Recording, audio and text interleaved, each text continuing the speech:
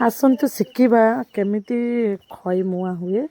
ଦେଖନ୍ତୁ ଆମ ପିଇସି ଚୁଲି ପାଖରେ ବସିକି ଖଇ ତାଙ୍କର କରୁଛନ୍ତି ମୁଆଁ। ଫାଷ୍ଟ ଗୁଡ଼ ପକାଇଦେଲେ, ଗୁଡ଼ ପକାଇକି ଚଟୁରେ ଗୋଳେଇଲେ, ଦେଖିଲେ।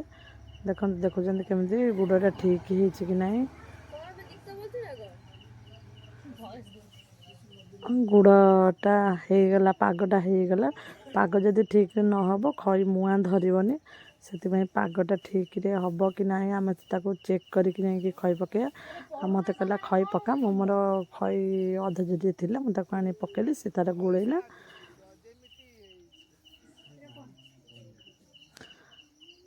ମୋତେ ଭଲ ଲାଗେ ଏଗୁଡ଼ା ସବୁ କରିବାକୁ, ଦେଖିବାକୁ ଭଲ ଲାଗେ।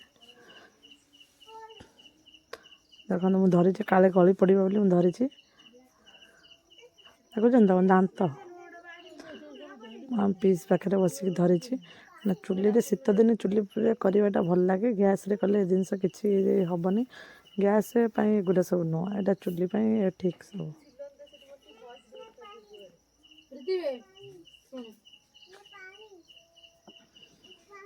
ମୁଁ ଯାଇ ସେକରେ ଟିକେ ବସିକି ଧରିଲି, କାହିଁକିନା ଏ ପାଖରେ ଟିକେ ଧରିବାକୁ ଅସୁବିଧା ହେଉଥିଲା।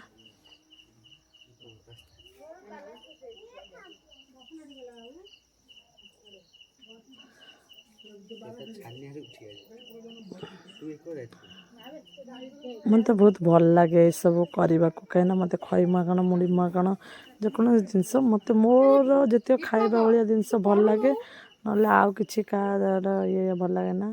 ରୋଷେଇ ଫୋଷେଇ ମୋତେ ଟିକେ ଆସେନି। ଏସବୁ ଭଲ।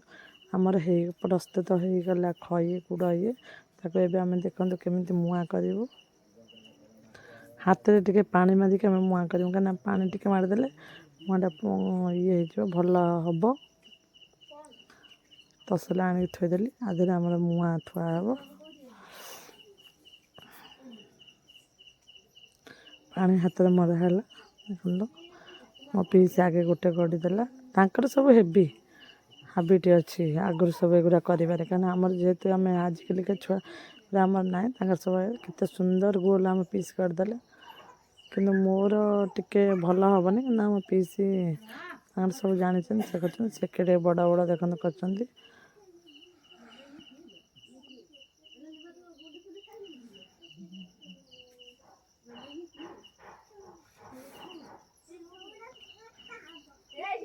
ଦେଖନ୍ତୁ ଆମର କେତେ ସୁନ୍ଦର ମୁଆଁ ହେଇଛି। ଆପଣଙ୍କୁ ଯଦି ଆମ ମୁଆଁର ମାନେ ଭଲ ଲାଗୁଛି, ଆପଣ ନିହାତି ଲାଇକ୍, କମେଣ୍ଟସ୍ ଆଉ ଟିକେ ସବସ୍କ୍ରାଇବ୍ କରିବେ। ଯଦି ବି ସବସ୍କ୍ରାଇବ୍ ନ କରିପାରୁଛନ୍ତି, ଲାଇକ୍ କମେଣ୍ଟ ନିହାତି ଦିଅନ୍ତୁ।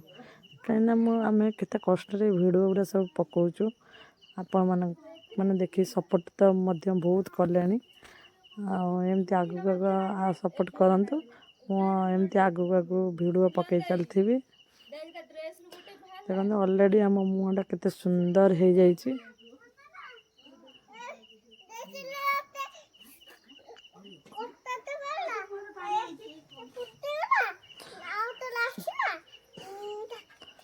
ଦେଖୁଛନ୍ତି ତ ଆମେ ଦୁଇ ଜଣ ମିଶିକି ମୁଢ଼ି ମୁଆଁ କେମିତି ରେଡ଼ି କରିଦେଇଛୁ।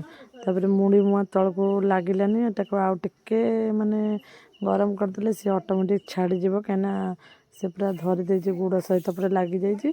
ଯଦି ଆମେ ଟିକେ ଗରମ କରିଦେବା ସେ ଛାଡ଼ିଯିବ, ଛାଡ଼ିଯିବ।